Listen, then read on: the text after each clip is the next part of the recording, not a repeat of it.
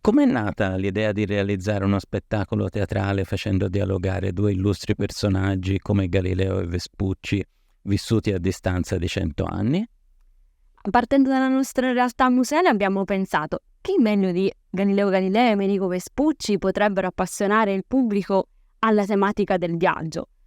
Sono due pionieri, Galileo e Amerigo, due uomini che hanno aperto nuove prospettive all'umanità. Sono esempi di coraggio, il coraggio delle proprie idee, quell'innato sentire dell'uomo, quel voler andare oltre i propri limiti, oltre a quelle conoscenze acquisite e consolidate. Possiamo considerarli due esempi di viaggiatori che rappresentano proprio bene le due facce del viaggio, quello fisico e reale verso nuove terre da esplorare, come nel caso di Amerigo Vespucci, e quello immaginario, quasi visionario, come quello compiuto da Galileo con il suo cannocchiale che ha scoperto un nuovo universo. Allora ci siamo divertiti a pensare cosa si sarebbero detti se mai si fossero realmente incontrati. Quindi quali sono i valori che avete cercato di far emergere dalla rappresentazione e che pensate accomunino i due personaggi? In entrambi i casi sicuramente la libertà di pensiero e il coraggio di andare oltre i propri limiti, e l'importanza della conoscenza e della condivisione delle esperienze. Dunque c'è anche un riferimento alle loro opere? Sì, i nostri illustri personaggi sono stati anche autori di veri e propri bestseller delle loro epoche, infatti. Per esempio Amerigo è stato il primo a divulgare nel vecchio mondo l'idea che quelle terre che aveva esplorato fossero effettivamente un mondo nuovo. Galileo invece è il primo a svelarci una nuova visione, un universo fatto di ammassi di stelle innumerevoli, nuovi pianeti dalla natura imperfetta che vengono poi descritti nel Sidereus Nuncius. Nella scrittura della rappresentazione come avete riportato tutti questi aspetti?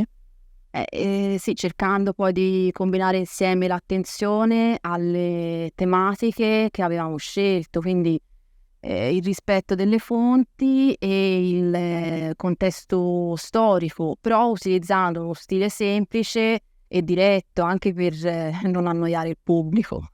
E il pubblico come ha reagito dal vostro punto di vista? Direi dai feedback positivi che abbiamo avuto e dalle risposte dei questionari hanno partecipato con interesse e si sono divertiti. Come avete gestito la complessità delle tematiche scientifiche e storiche che avete affrontato nella vostra rappresentazione?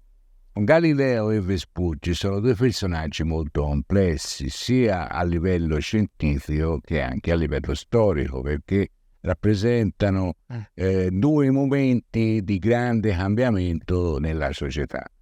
Evidentemente aver accostato due personaggi che hanno vissuto a 110 anni in un'istanza l'uno dall'altro creava delle complessità. Le complessità per l'appunto sono quelle che poi funzionano in teatro, quindi il cortocircuito che si ha fra confrontando due epoche diverse e due personaggi che agiscono anche in ambiti piuttosto diverso e quindi con conoscenze diverse crea quel conflitto che a livello teatrale è interessante, che il conflitto che poi noi abbiamo reso in maniera molto ironica e giocosa per semplificare anche certi concetti che sono alleggerire le complessità dei personaggi, portare un messaggio complesso con un linguaggio leggero che fosse. Comunque tutte e due vanno in una direzione, sono due viaggiatori diversi, uno fisico, Vespucci, l'altro metafisico,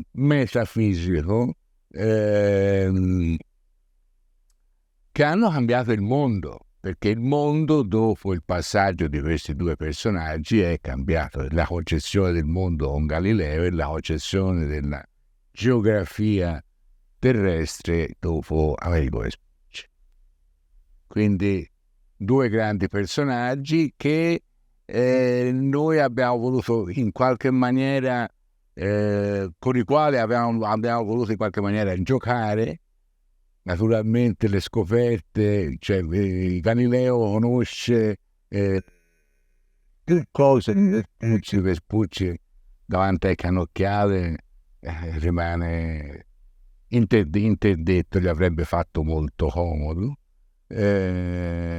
però si adeguano e trovano anche dei punti di contatto, addirittura litigano, tentano di litigare in continuazione, però sono interessati l'uno all'altro, la voglia di conoscenza dei due personaggi si nota anche in questi momenti. Sì, noi ci siamo permessi anche di giocare su dei presunti ego piuttosto ingombranti dei due personaggi, perché poi quindi nessuno dei due vuole cedere all'altro lo scettro del più grande personaggio dell'epoca.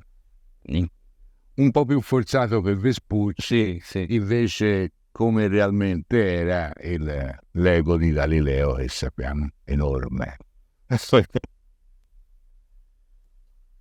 Riguardo alle tecniche, quali sono le tecniche che abbiamo utilizzato per creare una rappresentazione autentica e coinvolgente? Avevamo accennato già che sono le tecniche prima dell'improvvisazione. Una volta messo un canovaccio di testo con le colleghe, abbiamo improvvisato delle scene per costruire delle azioni che rendessero più fluido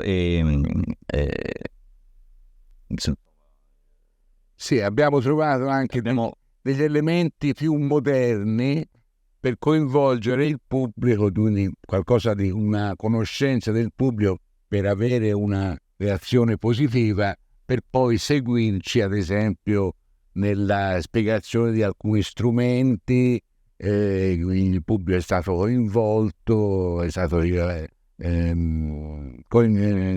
coinvolto di cantare, di fare delle azioni funzionali alla spiegazione dell'uso dello strumento, rendendo la cosa appunto sempre ironica e giocosa, così che il pubblico si divertisse e divertendosi si impara meglio, con più piacere. Ma la questione dell'improvvisazione che dicevo è proprio un metodo anche di riscrittura, cioè sul canovaccio fornito da Irene e Carmen e delle colleghe, insomma, poi noi lavoravamo su delle azioni, su delle improvvisazioni, poi riportavamo magari delle gag, delle battute che avevamo trovato per arricchire il testo, che poi veniva riscritto e poi nuovamente reimprovvisato, quindi ci sono state più fasi di confronto. È stato un lavoro abbastanza anche lungo, perché poi alla fine sarebbe infinito, alla fine dovevamo mettere un punto, che sennò potevamo andare avanti ancora. Gag trovate, altri strumenti, altri temi si sarebbe potuto andare avanti. Sì. Una cosa di una mezz'oretta per appunto rendere la cosa gradevole, ma al tempo stesso non troppo pesante. Sì, perché la fruizione. Esattamente, perché molti concetti sono molto tecnici, molte questioni sono veramente molto tecniche, quindi sarebbe dovuto andare in questioni molto tecniche, sono sicuramente molto interessanti, ma insomma un pubblico medio, di età varia, perché lo spettacolo è stato pensato per un'età sia per bambini che per adulti, di famiglie, un pubblico di famiglie che potesse gradire e quindi si riflette su questi due personaggi, cioè alla fine dello spettacolino, chiamiamolo, viene chiesto appunto di tirare fuori le tematiche che hanno individuato fra i due personaggi nei contrasti fra i due. Quindi credete che il teatro possa essere uno strumento efficace per promuovere il teatro è efficace, la discussione, la percezione anche dei valori nella società contemporanea? È molto più efficace. Il teatro, essendo finto, è più vero del vero. Quindi si fa una finzione, ma si propone una realtà.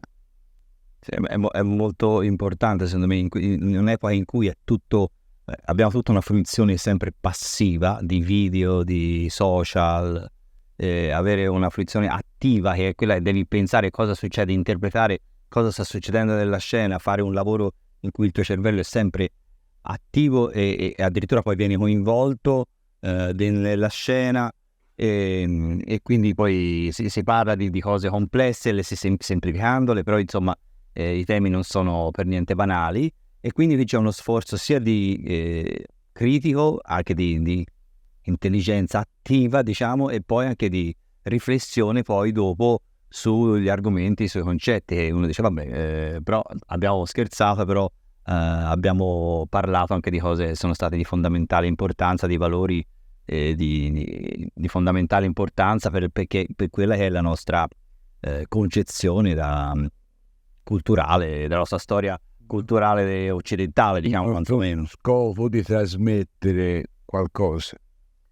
Sì, il teatro è proprio un elemento fondamentale per riuscire a trasmettere questi valori e questi argomenti in più ambiti. Ora noi abbiamo avuto la fortuna di poterlo fare qui al museo con questo progetto, però lo facciamo anche in altri ambiti. È importante nelle scuole, è importante nella società in generale, abituare a questo confronto con un confronto proprio critico. Il pensiero critico è un grandissimo valore che, insomma, non dico si sta perdendo, ma ecco, non comincia a diventare sempre più una nicchia. Una parola ancora: passione. Se te, quando rappresenti, mostri la tua passione in quello che fai, il pubblico lo recepisce. Uh-huh. È matematico. Se la passione non c'è, non rimane niente.